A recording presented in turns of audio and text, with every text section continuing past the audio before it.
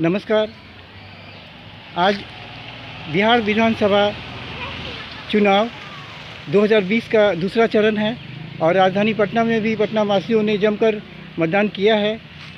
कुछ लोग तो अभी भी जो हैं घर में पिकनिक मना रहे हैं, फिल्में देख रहे हैं, सोए हुए हैं।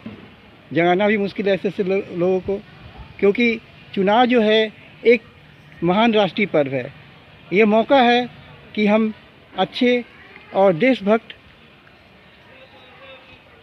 राजनेताओं को चुने और इस मौके से हमें चूकना नहीं चाहिए। आज हमारे बीच में खड़े हैं एक सामाजिक कार्यकर्ता बैंकमेंस कॉलोनी में, उनसे बातें करते हैं। नमस्कार। नमस्कार। मैं रंजन कुमार अमृत न्यूज़ से आपका हार्दिक स्वागत करता हूं। मुझे बहुत खुशी हो रही है कि आप कोरोना काल में भी हिम्मत करके आए हैं और बिहार विधानसभा चुनाव 2020 में आपने मतदान कर दिया है। बहुत बहुत धन्यवाद आपको कि आपने मतदान कर दिया, क्योंकि आपने बहुत ही महत्वपूर्ण काम किया। ये अपना अनुभव बताएंगे। आपने आज मतदान कर दिया है, कोई परेशानी भी हुई? मैं Krishna Prasad Singh, Chitragupta Nagar Oxford high school booth number 105 से बोल रहा हूँ। यहाँ मतदान बहुत ही शांतिपूर्ण ढंग से हो रहा है।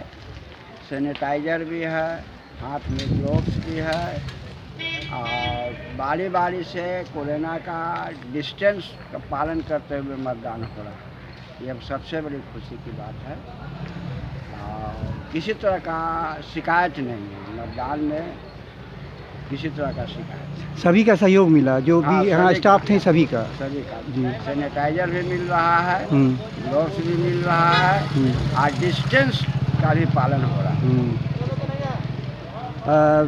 कृष्णा सिंह जी, आप शिक्षक हैं, वरिष्ठ शिक्षक भी हैं और एक सामाजिक कार्यकर्ता भी हैं। आपसे एक सवाल है कि इस बार लग रहा है कि जो खुशियाँ होनी चाहिए समाज में, मतदाताओं में, वो नहीं दिखाई पड़ रहा। वो खुशी जो है, वो जोश गायब है। ऐसा बात नहीं है। खुशियाँ आंतरिक होती है, प्रदर्शन करने की चीज़ नहीं होता है या फिर लेकिन चेहरे से भी झलकता है, वो झलक नहीं रहा है। वो ऐसी बात नहीं है। बात है कि खुशियाँ अत्यधिक हो तो उत्पात होने लगता है। तो वैसे उत्पात की संभावना यहाँ नहीं है। कोरोना से तो सभी लोग चिंतित हैं, ऐसा बात नहीं है। लेकिन कोरोना मुक्त होकर, भय से निर्मुक्त होकर करके मतदान में सब रुचि ले रहे हैं। एक सवाल है कृष्णा सिंह जी, ये राजनीतिक अपराधीकरण जो है वो बढ़ता ही जा रहा है, जबकि सुप्रीम कोर्ट ऑफ इंडिया और ये इलेक्शन कमीशन ऑफ इंडिया बार बार कह रही है कि राजनीतिक अपराधीकरण पर अंकुश लगे। लेकिन क्या लाचारी है इलेक्शन कमीशन ऑफ इंडिया और सुप्रीम कोर्ट ऑफ इंडिया का कि ये राजनीतिक अपराधीकरण बढ़ता ही जा रहा है और राजनीतिक पार्टियां जो है वो अपराधियों को ही टिकट ज़्यादा दे रही है? क्या कहेंगे आप? हम कब से इस पर सारगर्भित बात है कि जनता शिक्षित हो जाएगी जी, जागरूक हो जाएगी। जनता शिक्षित और जागरूक हो जाएगी तो देखे कि यहाँ अपने आप अपराधी कैंडिडेट चुन के नहीं जाएंगे, न विधानसभा में जाएंगे न पार्लियामेंट में जाएंगे। और शिक्षा का प्रचार प्रसार हो रहा है, ऐसी बात नहीं है। अब रह गए चुनाव आयोग और सुप्रीम कोर्ट अपराधी कैंडिडेट को टिकट ही नहीं दें या चुनाव आयोग उसको चुनाव लड़ने के लिए आयोग घोषित या सख्त कदम चुनाव आयोग को, इलेक्शन कमीशन पदाधिकारी को उठाना है। किसी का आपराधिक रिकॉर्ड है, उनको टिकट नहीं। अगर उसने आवेदन भी किया है, नॉमिनेशन भी किया है, तो उसका रद्द किया जाए। रद्द किया जाए जी, बस।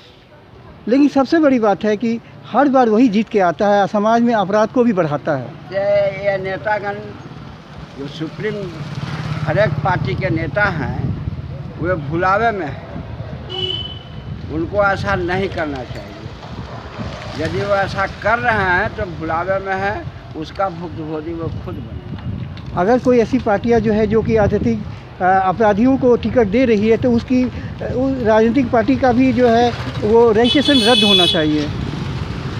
बेशक उनकी रजिस्ट्रेशन रद्द हो जाए तो सबसे सुंदर, अन्यथा ऐसी स्थिति आ जाएगी कि चुनाव आयोग यदि सख्त कदम नहीं उठाए तो नेता लोग जहां प्रचार करने जाएंगे वहीं चप्पल जूता जान भी गंवा सकते हैं। नहीं, जनता में जागरूकता आ गई है जी, वे अवश्य इनका विरोध करें। अपराधीकरण पर संविधान में एक ऐसी कानून लाया जाए और बनाया जाए जिसका सब पालन करें, लेकिन वो कानून, सख्त कानून अभी तक देखने को नहीं है। और सबसे बड़ी बात है कि इलेक्शन कमीशन ऑफ इंडिया और सुप्रीम कोर्ट इंडिया को भी खामोशी तोड़नी चाहिए राजनीतिक अपराधीकरण को रोकने के लिए।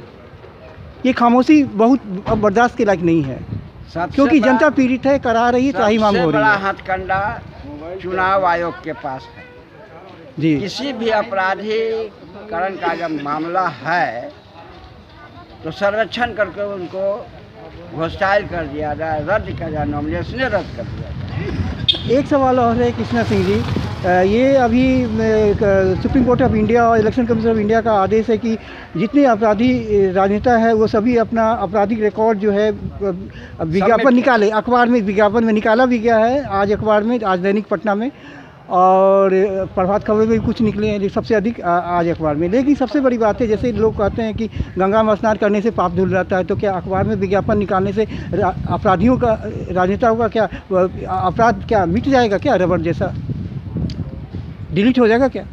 नहीं, ऐसा नहीं दिख रहा है। अखबार के बहुत से न्यूज इस समय ढकोसला बन, विज्ञापन निकालने से तो उसका पाप नहीं धुल जाएगा ना अपराधियों का? ढकोसला बन गया है। अखबार की अधिकांश बात को आम जनता विश्वास नहीं कर रहा है। ऐसा इसलिए कि अखबार में लिखता कुछ है और होता कुछ है। अखबार जो मैं बता रहा हूँ, मैं भी पत्रकार हूँ, तो राजधानी पटना से बहुत सारी अखबारें जो निकलती हैं उसमें बहुत सारे न्यूज़ जो होते हैं, फर्स्ट पेज का न्यूज़, वो भी फेक, झूठा न्यूज़ होता है। इसीलिए तो कह रहा हूँ कि अखबार पर से भी भरोसा जिस दिन उठ जाएगी, मीडिया पर से, हाँ, मीडिया पर मीडिया पर से जिस दिन भरोसा उठ जाएगी उस दिन समाज में ऐसी अराजकता आएगी कि राजनीतिकों के बस की बात नहीं है। इसलिए समय से पहले चेतना है और आवश्यक कदम उठाना है। और राजनीति का अपराधीकरण को नियंत्रण करने के लिए ज़रूरी है कि election commission of India, supreme court of India और साथ ही साथ मीडिया, उनको भी जो है राजनीति के अपराधीकरण को रोकने के लिए, अंकुश लगाने के लिए खामोशी तोड़कर आगे आना होगा। बेशक तभी मानव अधिकार का जो है रक्षा होगी समाज में, राज्य में, राष्ट्र में। चुनाव आयोग को बहुत सारी शक्तियाँ प्रदान है, लेकिन वो अपनी शक्तियाँ को प्रयोग में नहीं लाती। यह सबसे बड़ी कमजोरी मैं चुनाव आयोग को है। आपराधिक रिकॉर्ड देखने का और उसका मूल्यांकन करने का चुनाव आयोग का। यदि चुनाव आयोग के पदाधिकारी को यह महसूस हो जाए कि आपराधिकरण इसकी संगीन है तो उनका नॉमिनेशन कैंसिल रद्द कर।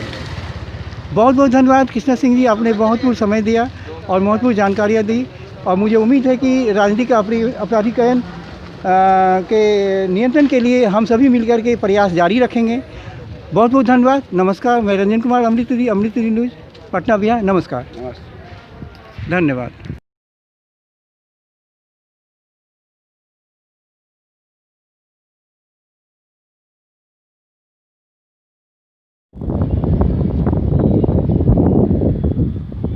भारत माता की जय, भारत माता की जय। वंदे मातरम, वंदे मातरम, वंदे मातरम। जय हिंद, जय हिंद।